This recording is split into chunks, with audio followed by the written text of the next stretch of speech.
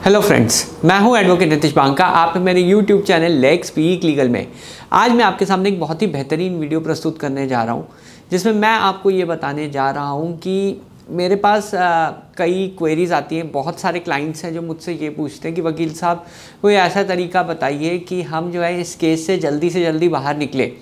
अब देखिए, मेरा जो आंसर हमेशा रहता है कि लीगल तरीके क्या हो सकते हैं केस को जल्दी से जल्दी ख़त्म करने के लिए, या आपको इस प्रॉब्लम से जल्दी बाहर निकालने के लिए क्या लीगल तरीका होता है। खासकर क्रिमिनल केसेस जिसमें 498 हो गया, 376 हो गया, 377 हो गया, या कोई भी सेक्शन हो क्रिमिनल लॉ में, उसमें सबसे जल्दी से जल्दी आपको कैसे बाहर निकालें उस केस में उसके लिए एक बहुत ही अच्छी टेक्निक आज हम डिस्कस करने वाले हैं। आज हम डिस्चार्ज के बारे में डिस्कस करना वाले हैं। कई जगह मैं ये देखता हूँ कि चार्ज फ्रेमिंग एक फॉर्मेलिटी होती है, जहाँ पे आपके वकील साहब आपको कोर्ट में बुला लेंगे और कहेंगे जी इस पेपर पे साइन कर दो।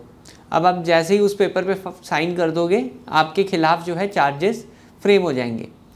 अब प्रॉब्लम क्या होती है कि वो ठीक है, चलो ये तो फॉर्मेलिटी है, वो तो करनी ही करनी है, पर प्रॉब्लम क्या आती है जब उसमें कोई एफ़र्ट नहीं डाला जाता है। एफ़र्ट इन द सेंस कि आपको जो है डिस्चार्ज के लिए आर्ग्यूमेंट्स आपकी बिल्कुल की ही नहीं जाती मैजिस्ट्रेट के आगे, और स्ट्रेट अवे जो है चार्जेस आपके अगेंस्ट फ्रेम हो जाते हैं।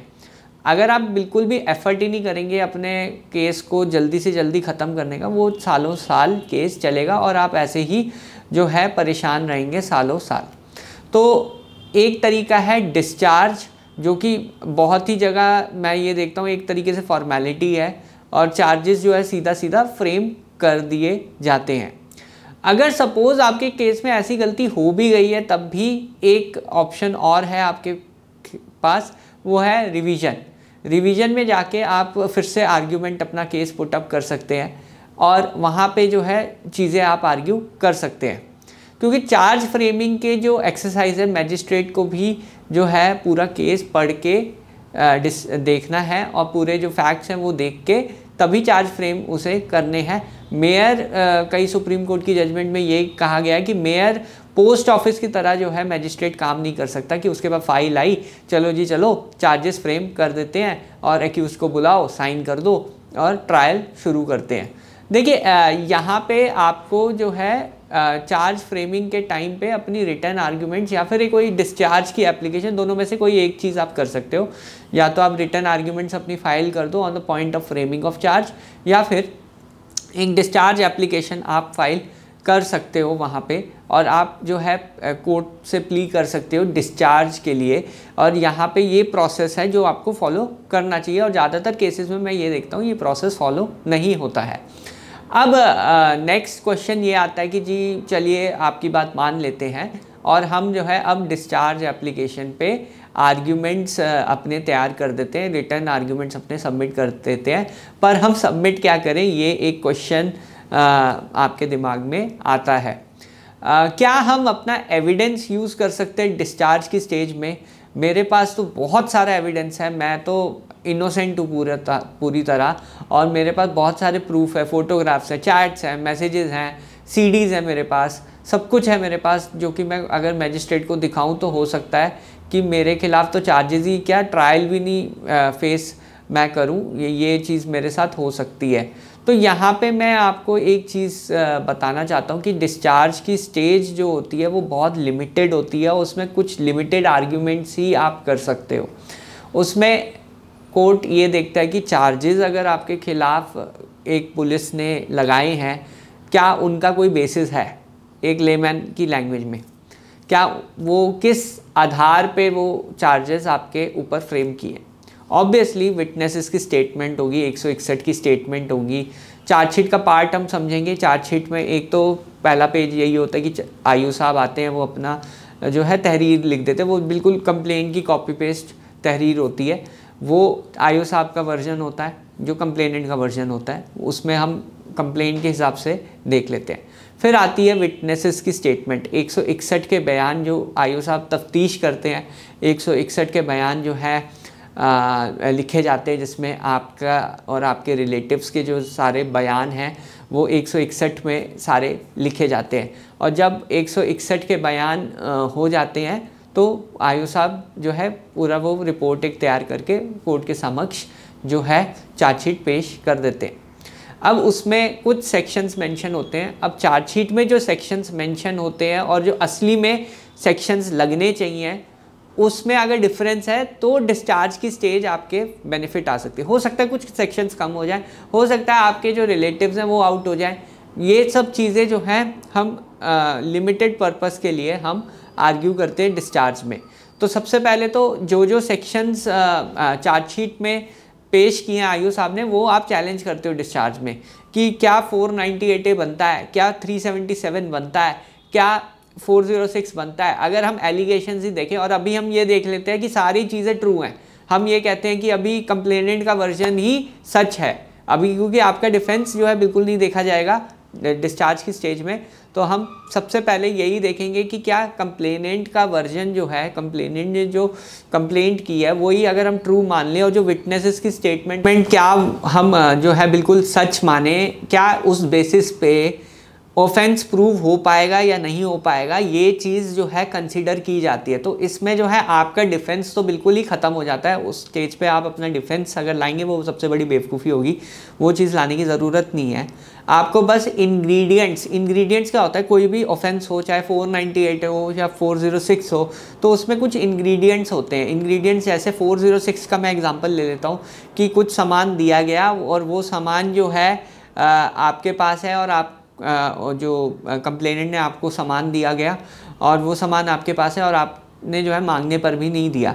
अब मटेरियल अगर हम इसमें देखें तो बिल्स और फोटोग्राफ एक इम्पॉर्टेंट मटेरियल है, या फिर डेट, एटलीस्ट डेट मेंशन करे कि किस डेट पे जो है सामान दिया गया और किस डेट पे सामान मांगा और नहीं दिया गया। तो ये सब इम्पॉर्टेंट जो बातें हैं अगर कंप्लेंट में मिसिंग है तो 406 का चार्ज नहीं लगेगा। तो अभी मैं एक एक्सटॉर्शन का केस पढ़ रहा था, उसमें ये था कि अगर कोई वैल्यूएबल प्रॉपर्टी डिलीवर नहीं की गई है तो एक्सटॉर्शन का चार्ज नहीं लगेगा।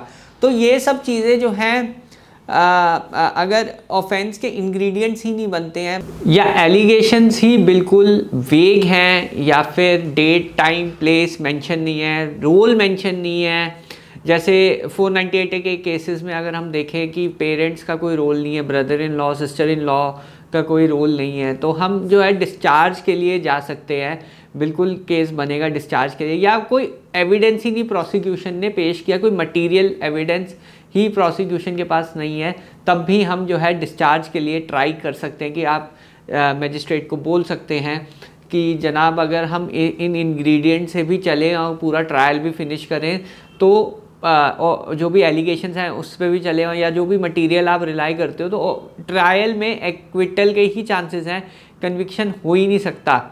और यहाँ पे जो इम्पॉर्टेंट चीज़ है जो मैजिस्ट्रेट को ये देखना है कि ग्रेव सस्पिशन एक वर्ड है हम जो लीगल उसमें यूज़ करते हैं कि बिल्कुल ग्रेव सस्पिशन होना चाहिए कि ऑफेंस जो है इसी ने किया। अब राइट्स के केस में क्या होता है कि कई बार मेन एक्यूज़ का तो रोल मेंशन किया होता है और बस बाकी एक्यूज़ के खिलाफ ये कहा जाता है कि ये इसके साथ ही थे, विटनेसेस भी उनका नाम लेके नहीं कुछ कह रहे, सीसीटीवी फुटेज में भी कुछ नहीं है। तो यहाँ पे जो है डिस्चार्ज का बहुत अच्छा केस बन जाता है क्योंकि इसमें जो है ग्रेव सस्पिशन सिर्फ मेन एक्यूज़ पे है क्योंकि उसका नाम लिया गया है किसी विटनेस ने और बाकी लोगों का कोई रोल नहीं बताया गया, बस यही लिखा हुआ है कि वो उसके साथ ही थे और उन्होंने जो है राइट किया। तो ऐसे केसेस में भी डिस्चार्ज का जो है ग्राउंड आपका बिल्कुल बन जाता है जब आप जो है डिस्चार्ज के लिए जाते हैं। तो ये मैं कुछ एग्जांपल्स बता रहा हूँ कि हर केस अलग होता है। अगर आपका केस डिस्चार्ज के लिए एलिजिबल है या नहीं एलिजिबल है, अगर आपको ये चीज़ चेक करनी है तो मेरे डिस्क्रिप्शन बॉक्स में आप एक व्हाट्सएप का लिंक है वो आप ज्वाइन कर लीजिए, उस ग्रुप का पार्ट बनिए। तो आपको जो है मैं अपनी तरफ से नॉलेज देता रहूँगा और टाइम टू टाइम मैं उसमें जो है चीज़ें बताता रहता हूँ कि इसमें डिस्चार्ज होगा या नहीं होगा। तो आप वो चीज़ ज़रूर ज्वाइन कर लीजिएगा तो आपको कुछ ना कुछ आइडिया मिल जाएगा मेरी तरफ से। तो यहाँ पे मैं आपको यही बता रहा हूँ कि डिस्चार्ज हर केस में पॉसिबल नहीं है, चांसेस कम ही रहते हैं, सिर्फ 20% केसेस ही डिस्चार्ज हो पाते हैं, और वो भी उनके लिए सक्सेसफुल है जिनका रोल ही नहीं मेंशन है पूरे FIR चार्जशीट या एविडेंस ही नहीं है उनके खिलाफ, उन लोगों के खिलाफ, तो आपका डिस्चार्ज का केस बिल्कुल है।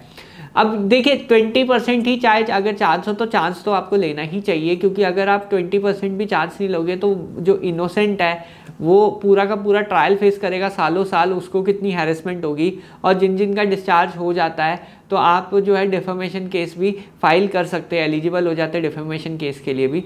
तो डिस्चार्ज जो है बहुत ही इम्पॉर्टेंट रेमेडी है इस स्टेज पे, जब आप क्रिमिनल प्रोसिक्यूशन फेस कर रहे हो तो डिस्चार्ज ही एक इकलौती और बहुत ही इम्पॉर्टेंट रेमेडी आपके पास अवेलेबल होगी। नहीं तो फिर सालों साल का ट्रायल तो आपके लिए पड़ा ही है, उसमें फिर क्रॉस एग्जामिनेशन जिस पे मैंने अलग वीडियो बनाया हुआ है वो भी आप देख सकते हैं।